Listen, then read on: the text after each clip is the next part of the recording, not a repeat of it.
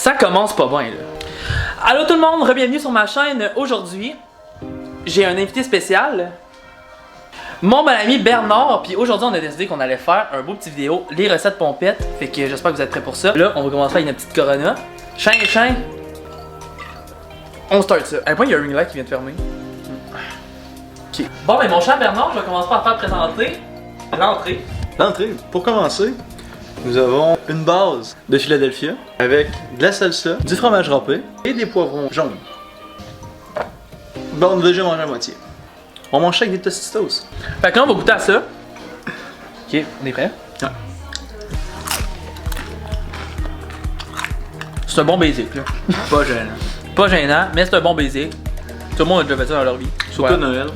Ouais. Fait que là, on va y aller pour le plat principal, en préparation. Hey, c'est rassurant hein, quand on fait recette puis qu'il est sur son sel en train de regarder recette. Très rassurant. Hey, j'ai donc bien l'air blanc, tabarnak. Mon dieu. Bon. Puis moi, je commence par faire mes choux de Bruxelles. Ici, on n'a pas beaucoup, mais c'est parce qu'on a deux accompagnements. On a du riz puis on a ça. Fait que je commence par les préparer. La soupe, c'est 15 minutes. Excuse-moi. Ok.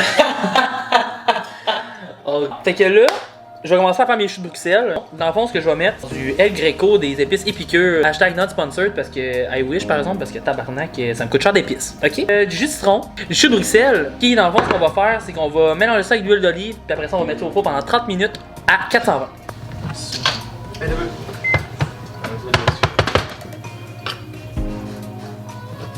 Live, je suis en train de décueillir. Des quoi? Non, je suis en train de couper. Est-ce qu'on voit rien dans le fond, tabarnak? C'est quoi ça? Ah, présentement, je suis en train de couper les choux de Bruxelles. Je suis en train de couper le petit bout là, qui est dans le fond ça. Puis, j'enlève la première couche comme ça, pour être sûr que ce soit propre. Puis après ça, je les coupe en deux, comme ça, comme ceci. Et voilà, un vrai esti cook. J'ai jamais vu ça de ma vie. Décueillir et dépeler.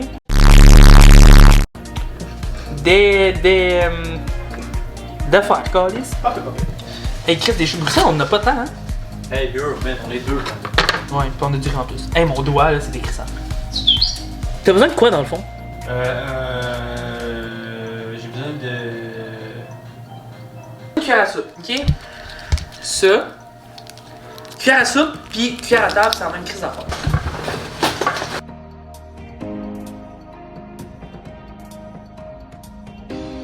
Au pire, là, fais donc comme tout le monde, vas-y à l'œil, man. Ok, c'est bon. Fait dans le fond, là, on est rendu à la deuxième étape. Ce que je vais faire, c'est que je vais mettre mes épices comme ça. Puis je vais mettre du jus de citron et huile d'olive à l'intérieur. Okay? Fait que là, je vais tout mélanger ça ensemble. Pour vrai, là, j'y vais à l'œil. Ok, je commencerai pas à mesurer tout ça, là. Non.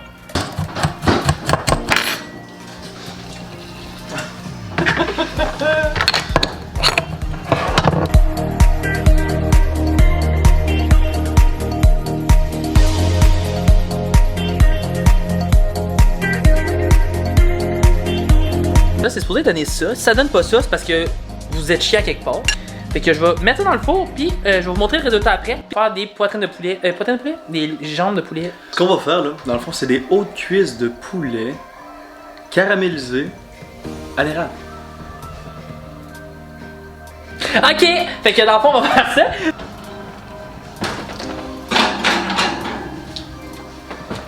C'était vraiment nécessaire que je vous montre comment mettre ça dans le four. Mais. Hein? C'est ça.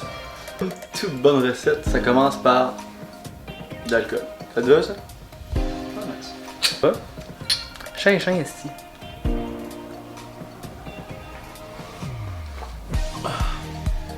Bon, fait que là, Bernie va vous faire une petite explication sur les cuillères à thé et les cuillères à table. Parce qu'il y a beaucoup de monde qui comprennent pas c'est quoi la différence entre les deux. Mais là, lui, il va vous expliquer c'est quoi. Dans une cuillère à soupe, il y a environ 2 cuillères à thé.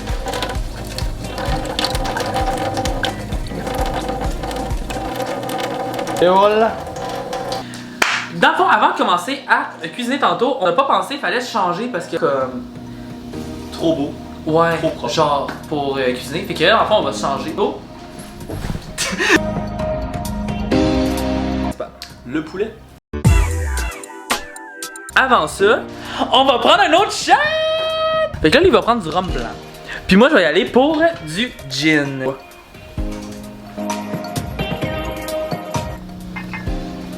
il commence à mesurer une demi-tasse de sirop d'érable. Est-ce qu'on a assez? On va le couper avec de l'eau. Il y en a dans sa chambre. Mais pourquoi ce gars-là en a dans sa chambre? Effectivement, c'est un peu bizarre. Une marque de sirop qui porte principalement son nom. Look at this dude.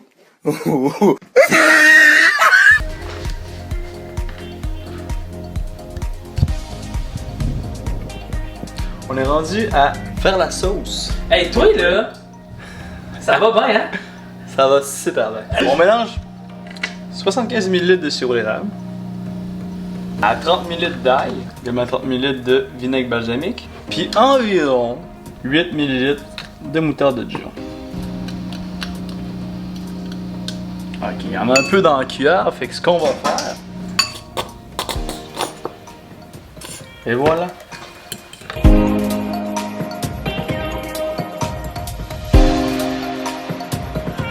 Là, on est rendu à faire caraméliser le poulet. Fait qu'on pogne une tranche de beurre qu'on laisse fondre aisément. Le poulet se fait. Habituellement, il conseille d'en mettre environ 8 os de cuisses de poulet. Une fois qu'il va commencer à être chaud, tu l'entends crépiter 2 minutes d'un bord, tu le revires de l'autre bord, puis la suite s'en vient. On va avoir un moment pour ces bas d'alien. C'est important d'être bien chaussé. Comme un vrai cook, j'ai oublié mes choux de Bruxelles dans le four. Fait que là, ils sont un peu brûlés. Ils sont pas tant là, ils sont juste dorés. Gros jambon comme on est, on a oublié de mettre de l'huile d'olive dans la marinade. Une cuillère à table. Fait que là, on va faire le reste genre off camera. Quand que le poulet va être prêt, on va mettre la marinade puis on vous montre ça. On va... 2 minutes de chaque côté, c'est bien important. Il faut mettre la marinade.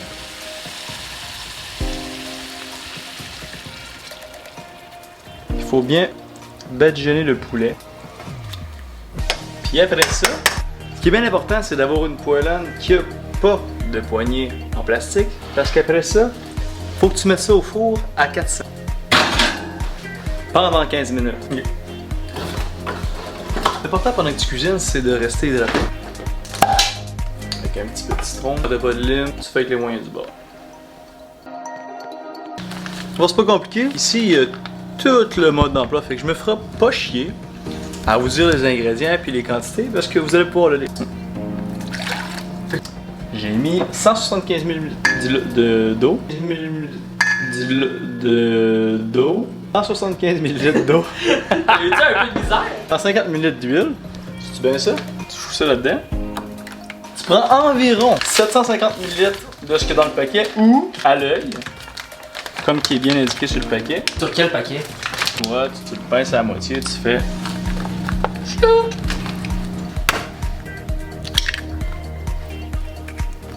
Ok, non, fuck off.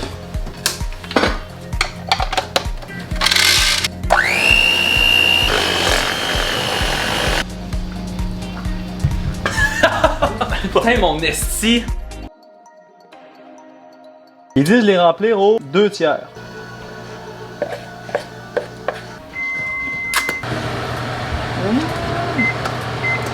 Tu mets environ une cuillère à soupe de beurre. Attends que ça bouille, que le poulet est prêt. Puis il faut mettre ça environ 20 minutes au four. Ah, je pense qu'on est dû pour un shooter. Rendu à... C'est pas dire ça, moi. Oh shit, ça déborde. Et go.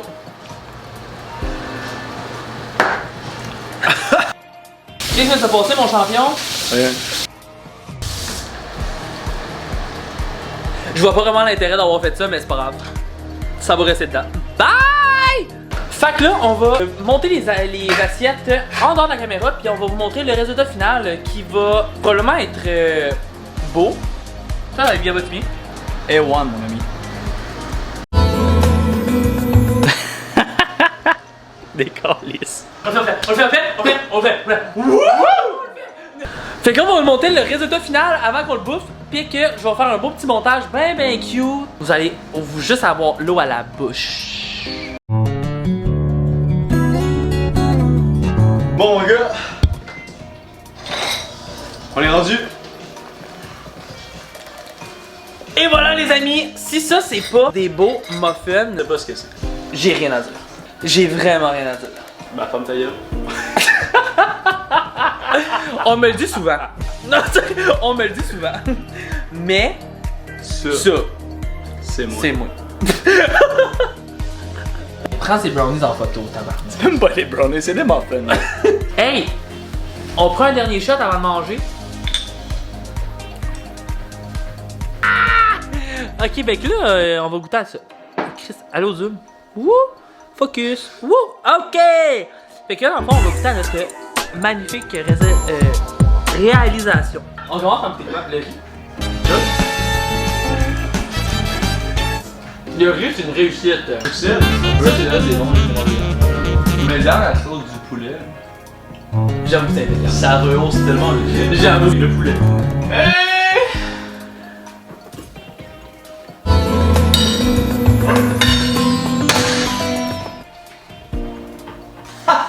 I'm out of here. Je m'en vais. Je pas le macarona, puis je m'en vais. Bye! Oh shit. Shit. Ah, mais c'est pas juste genre. Manger ça. Parce que là, genre, c'est trop bon. On va juste manger ça. Puis on va revenir vous voir pendant le dessert. C'est bon? C'est ça. Bye, à tantôt. Non, mais genre. Quand j'ai vu mon gars. Qui se tient, Une il est moelleux, il est tendre. Ah, tabarnak. Faites 12, puis il en reste 8, 6, 10, c'est ça. Je veux pas prendre ça de même.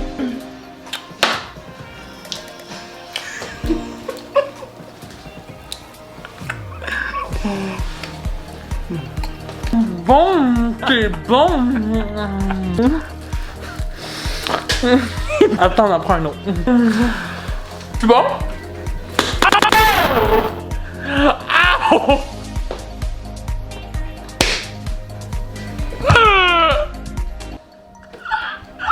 C'est bon!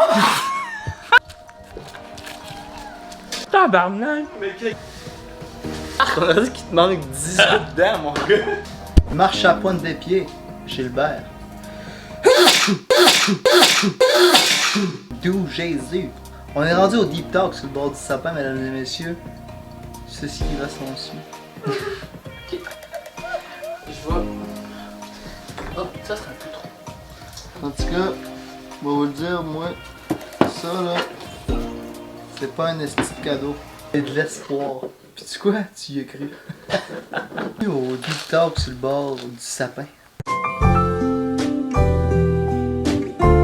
On le sait qu'on est quand même en mois d'avril, mais moi je me dis, tant qu'il y a de la neige dehors, là, pas besoin d'enlever son sapin. Dans le fond, le deep talk de ce soir, moi je peux pas me Qu'est-ce que coucher t'en à nulle penses, part. toi, mon beau?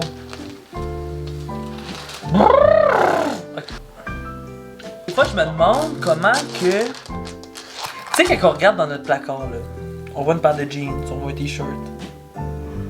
Mais on se dit, ouais, ça fait tout ça ensemble.